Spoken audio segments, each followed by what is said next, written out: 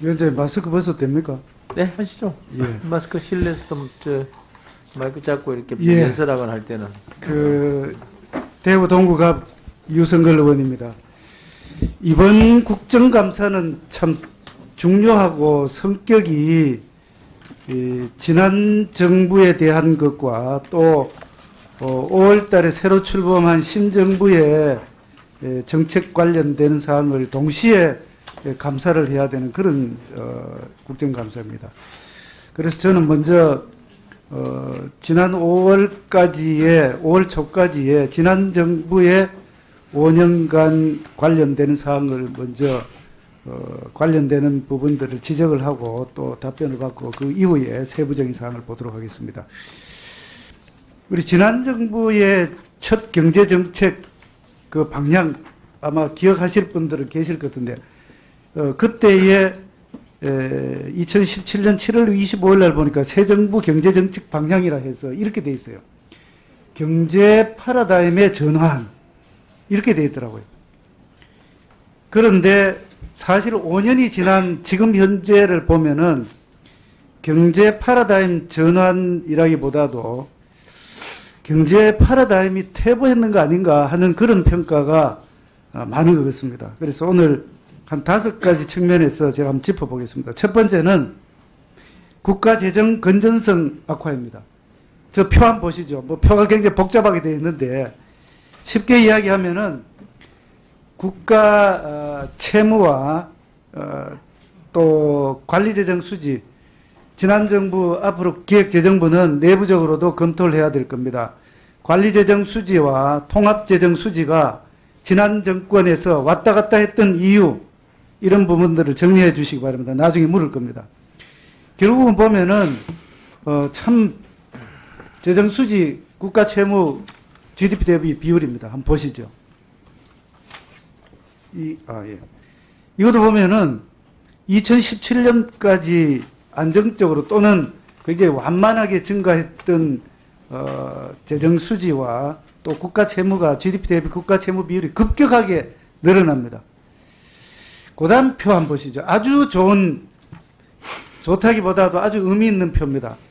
이건 뭐를 이야기하냐면은, 2개의 국가재정 운영계획 5년치를 이렇게 겹쳐서 나타낸 겁니다. 실선으로 되어 있는 게 새로운 정부의 국가재정 운영계획, 말하여 2022년부터 2026년까지고, 그 점선으로 되어 있는 게 지난 정부의 국가재정 운영계획 5년간입니다.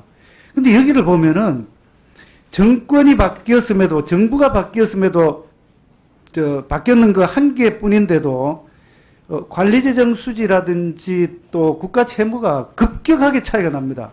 이거는 결국은 뭐냐면은, 만약에, 똑같은 상황으로서 계속 5년간 지속이 됐다면은, 관리재정 수지가 계속 늘어나게 되는 그런 상황이고, 국가 채무도 마찬가지일 겁니다.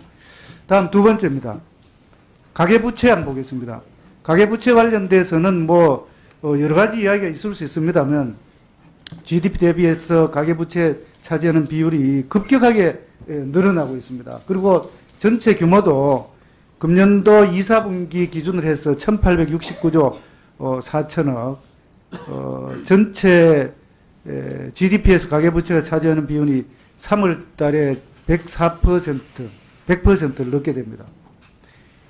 어쨌든 간에 코로나라는 그런 이유로도 그렇지만, 우리하고 비슷한 상황인데도 불구하고, 일본은 0.1%포인트 줄어들고, 영국도 1.8% 내리는 그런 상태입니다. 우리나라만 왜 이렇게 가계부채가 증가하는지 나중에 부총리께서 답변해 주시고요. 저는 보니까 결국은 부동산 정책 실패로 해서 나타나는 게 주 원인이라고 봅니다. 다음 표 한번 보시죠. 부동산 정책 26번이라고도 하고 28번이라고 하는데 어쨌든 28번 이렇게 대책을 발표했음에도 불구하고 전국 아파트 전세 매매가 추이 한번 보십시오. 급격하게 늘어납니다. 그 중에서도 서울 아파트 전세 매매가 추이는 2016년, 2017년 기준으로 해서 2021년까지 거의 한 78%, 80% 급등을 하고 있습니다. 그다음 자료 한번 보시죠. 기업활동 그 위축입니다. 경제발전도 일자리도 결국은 기업 투자에서 나온다. 어느 분이 말씀하셨는지 저기 답이 나와 있네요. 문재인 대통령께서 2019년도에 1월 달에 신년사에서 하신 말씀입니다. 그런데 지난 5년 동안 우리나라의 해외 직접 투자가 밖으로 나가는 거죠.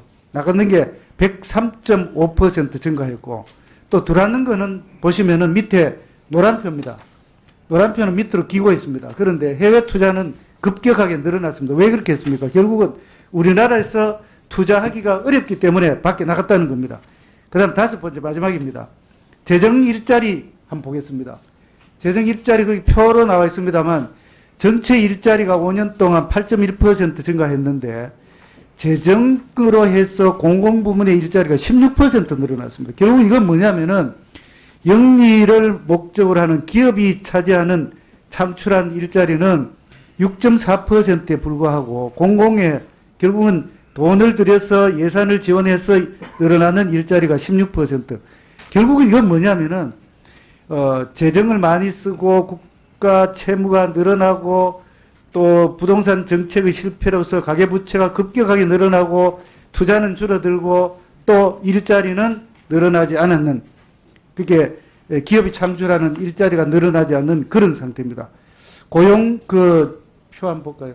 결국 뭐냐면 이렇게 했음에도 불구하고 고용률이라든지 실업률은 과거하고 비슷하든지 좀 줄어들든지 이런 형태가 되어 있는 겁니다. 결국은 지난 정권은 5년 동안의 문제점이 여기서 그대로 나타난다고 볼 수 있겠습니다. 다음은 공기업 잠깐 보겠습니다. 공기업의 경우에 저기 표를 보시면은 정권별로 공기업 경영평가 지표를 정리했는 겁니다. 글자가 적어서 잘 안 보이겠습니다만 이때 중요한 거는 경영평가이기 때문에 경영에 대한 평가를 해야 되는데 사회 또는 아시평가를 하는 이런 경영평가를 했기 때문에 공공기관 특히 공기업들의 경영이 엉망이 됐다는 그런 것을 보여줍니다. 예, 유성걸 의원입니다. 우리 김유찬 그 참고인께서 아주 좋은 말씀을 해주셨는데 두 번째 파트입니다. 이제 첫 번째는 법인세를 인하했을 때 투자가 늘어나느냐. 저도 사실 법인세를 전공을 했습니다만 거기에 대해서는 아주 이런 예도 있고 저런 예도 있고 아주 앰비기하게 그런 예도 있습니다. 그거는 제가 인정을 하고요. 근데 두 번째 파트 예를 들어서 투자가 일어났는데 고용이 증가하느냐 이 부분을 만약에 그렇게 설명을 하시면은 투자에 대한 사항은 일반적으로 투자를 하지 말라는 말 같아요.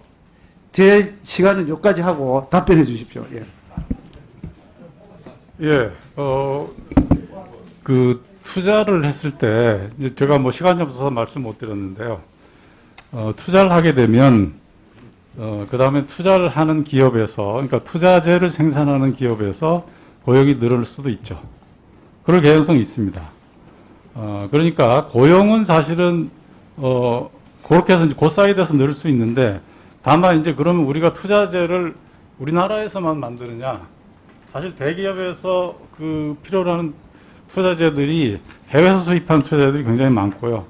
근데 이제 우리는 또 해외 그 해외에서 들어오는 것에 대해서 관세를 특별히 인하해 주는 그 제도가 있어요. 또 그것이 이제 그 고도기술 수반 해외 자본재 수입에 대해서는 관세 같은 조세 특례가 또 있습니다. 이런저런 일로 해서 사실은 국내 고용에 대해서는 우리가 고려를 좀 소홀히 하고 있는 건 사실이라고 생각이 되고요. 다만 이제 고용이 줄더라도 투자 자체가 많이 일어나면 그것은 다른 의미에서 뭐 경제에 좋을 수는 있습니다. 다만 그러나 고용에 대해서는 우리가 소홀히 하고 있다 이렇게 저는 생각하고 있습니다. 네, 수고하셨습니다. 혹시 더 참고인 질의하실 겁니까? 예, 장 의원님 질의.